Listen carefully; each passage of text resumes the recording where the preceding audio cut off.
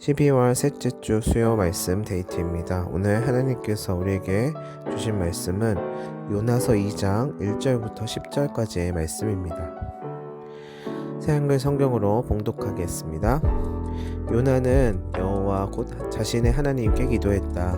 물고기 뱃속에서였다. 그가 말했다. 내가 나의 어려움 가운데서 여호와를 불렀는데 나에게 대답해 주셨습니다. 수올 죽은 사람들의 나라의 뱃속에서 도와달라고 소리쳤는데 나의 목소리를 들어주셨습니다. 주님이 나를 깊은 곳 바다 한가운데로 던져 넣으셨습니다. 물살이 나를 휘감아 돌았습니다. 주님의 파도와 큰 물결이 나의 위로 지나갔습니다. 그래서 나는 말했습니다. 내가 주님 눈앞에서부터 쫓겨났습니다. 그래도 나는 다시 바라보겠습니다. 주님의 거룩한 성전을. 물이 나를 목까지 휘감고 깊은 물이 나를 에워쌌습니다. 바닷불이 나의 머리에 뒤엉켰습니다. 산들의 밑동까지 내가 내려가니 땅이 내 뒤로 영원히 몸빗장을 질러버렸습니다. 그러나 주님이 구덩이에서 끌어올리셔서 나의 생명을 건져주셨습니다. 여호와 나의 하나님, 나의 기운이 사그라져 갈 때 여호와를 내가 기억했습니다. 나의 기도가 주님께 이르렀습니다. 주님의 거룩한 성전에. 가치없는 헛것들에 매달리는 사람들은 한결같은 사랑을 저버린 것입니다. 그러나 나는 감사 찬양 소리로 희생 제물을 주님께 바치겠습니다. 내가 단단히 약속한 것을 지키겠습니다. 구원은 여호와께서 이루십니다.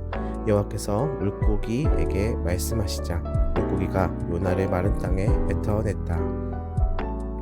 아멘. 구원은 여호와께 라는 제목으로 오늘 말씀의 은혜를 나누도록 하겠습니다. 우리가 잘 알다시피 요나서는 굉장히 짧습니다. 그 내용은 아주 컴팩트한데요. 요나가 니느웨로 가라고 하는 하나님의 명령에 불순종하여서 다시스로 도망하려고 하다가 결국은 풍랑을 만나서 바다에 빠져 물고기 뱃속에 들어가게 되죠. 그리고 그 뱃속에서 하나님께 회개하며 기도합니다. 그리고 다시 하나님의 사명을 바라보게 되는데요. 그 어두움 가운데에서 하나님께서는 결국 3일 만에 요나를 구원해 주십니다. 마른 땅에 물고기가 요나를 뱉어내고요.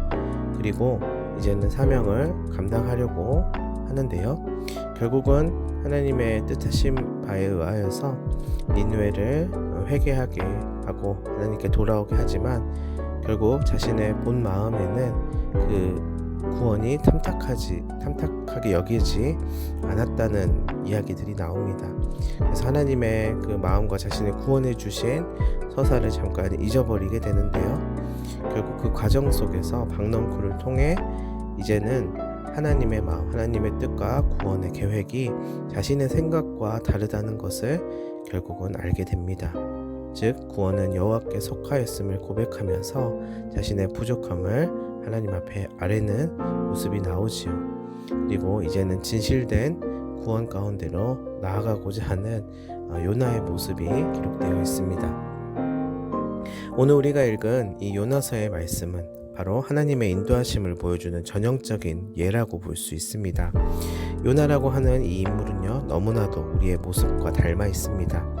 먼저 요나는 분명히 하나님의 말씀을 듣고 부르심을 받은 하나님의 사람이었는데 하나님의 말씀하심을 따르는 길이 얼마나 어려운지를 보여주고 있습니다. 우리의 모습과 많이 닮아 있지요. 사실 여러분들은 하나님을 믿고 따르는 길이 어떤 길이라 생각하십니까? 몇 가지 보기를 한번 드려보겠습니다.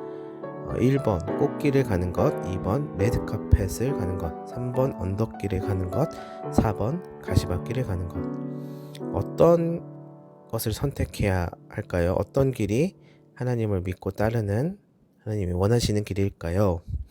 자, 정답은요 전부 다입니다. 때로는 1번 같기도 하고 꽃길 같기도 하고 때로는 레드카펫 같기도 하고 때로는 언덕길 같기도 하고 또 때로는 가시밭길이 되기도 합니다. 인생도 마찬가지입니다. 이럴 때가 있으면 저럴 때도 있고요. 저럴 때가 있으면 또 이럴 때도 있습니다. 그런데 하나님을 믿지 않는 사람들은 되도록 언덕길과 가시밭길은 가려고 하지 않습니다. 왜냐하면 그만큼 손해를 보기 때문입니다. 꽃길이나 레드카펫을 가기 위하여서 무한 경쟁을 하게 됩니다. 하지만 하나님을 믿는 사람들은 언덕길이 나오게 되면 그 길을 또 우직하게 걸어갑니다. 그리고 가시밭길이 나오면 가시덤불을 헤치고 비록 느리지만 또 걸어갑니다. 마찬가지로 꽃길이나 레드카펫이 펼쳐질 때가 또 있습니다. 그럴 때는 신나게 걸어가게 됩니다. 이 두 사람, 어떠한 꽃길이나 레드카펫 또는 가시밭길이나 언덕길을 가는 이 두 사람 모두는 자신의 길이 자신의 마음처럼 결국에는 펼쳐질 수 없다는 것을 알게 될 것입니다. 그래서 공통적인 사항을 알 수 있습니다. 결국 그것을 배우게 되는 것인데요. 그러나 그 중에서 어떠한 사람은 어떠하든 그 길을 자신에게 맞추려고 노력하고 자기 위주로 만들려고 하며 또 다른 한 사람은 어떠한 길이 나오든지 간에 그 길을 뚫고 지나갈 수 있게 될 것입니다. 왜냐하면 자신과 함께 걸어가는 이가 있기 때문이지요. 동행하고 있는 이가 있으니 바로 하나님이시라는 것이고 그분과 함께 하기에 지나갈 수 있음을 믿게 될 것입니다.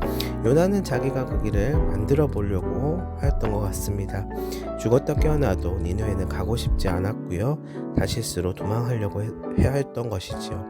그러나 이내 큰 시련을 겪게끔 됩니다. 큰 물고기를 만나 그 물고기의 뱃속에 들어가게 되는 것이죠. 요나에게 일생일대 가장 큰 가시밭길이 펼쳐지게 된 것입니다. 그런데 요나는 배를 가르거나 탈출하려고 시도를 하는 것보다 오늘 본문에서처럼 기도를 합니다. 어쨌든 나와 동행하시는 분이 계시다는 것을 그는 알고 있었기 때문입니다.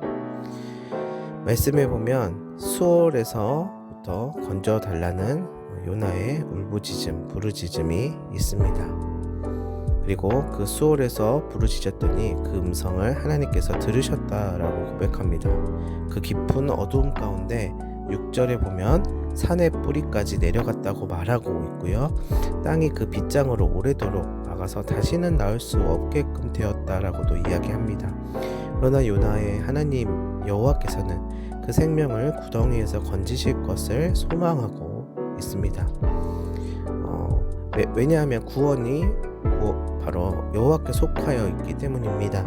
그러나 헛되고 거짓된 것을 섬기는 이들은 힘 있는 것들, 자기를 치장해 주는 것들이 자신을 살려주고 꽃길로 걷게 해주며 레드카펫을 깔아주리라고 믿고 있을 것입니다.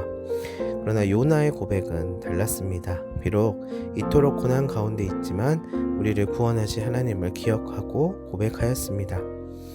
그래서 9절과 같이 나는 감사하는 목소리로 주께 제사를 드리며 나의 서원을 주께 갚겠습니다. 구원은 여호와께 속하였습니다. 라고 이야기한 것입니다. 이 고백은요 눈물의 고백이었을 것이에요. 그리고 나서 비로소 물고기 뱃속 그 고난의 현장을 지나올 수가 있게 된 것입니다.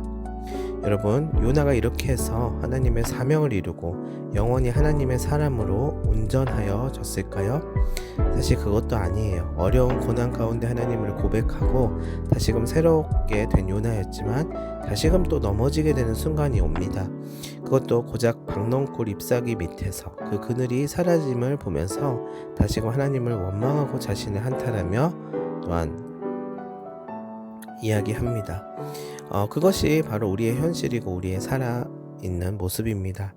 여러분, 요나와 같을 때가 있다는 것입니다. 마주하기 싫은 고난 앞에서 혹 마주하고 있는 고난 앞에서 그러나 중요한 것은 우리들에게 고난은 끝이 아니다라는 것입니다. 만약에 고난밖에 없으면 그야말로 고생만 하는 개고생일 것입니다. 그러나 이 고난을 통해 하나님은 하나님의 일하심을 드러내시고 하나님의 역사심을 보이시며 우리를 하나님의 사람으로 다듬어 가실 것입니다. 고린도전서 2장 9절 말씀을 우리는 늘 마음속에 새겨야 될 것입니다. 제가 한번 읽어드리겠습니다.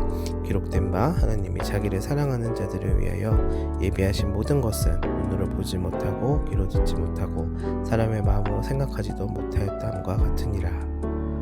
이 말씀은 너무나도 막막한 현실 앞에서 고난을 마주하였을 때에 하나님께서 우리에게 메시지로 주시는 하나의 선물과도 같은 하나의 우리의 붙잡는 구명조끼와도 같은 말씀이면 좋겠습니다. 그리고 이 믿음을 가지고 어떠한 상황이든 뚫고 지나갔으면 좋겠습니다.